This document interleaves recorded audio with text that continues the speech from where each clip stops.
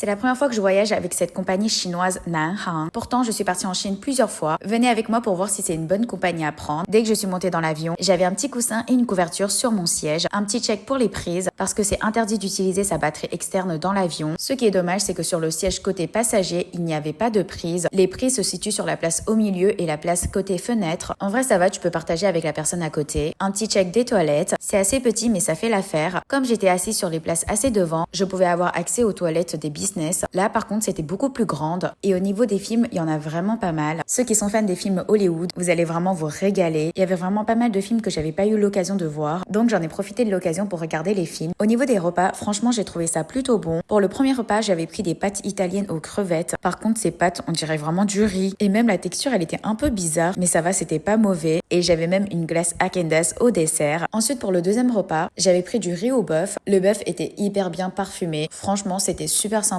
Bon, par contre, pour le deuxième repas, j'avais pas de dessert Häagen-Dazs. Dans l'ensemble, tout s'est super bien passé. J'ai juste trouvé que c'était super relou. À chaque fois qu'on devait monter ou descendre de l'avion, on est obligé de passer par des transferts de bus. Et ça, peu importe qu'on est en France ou à Canton,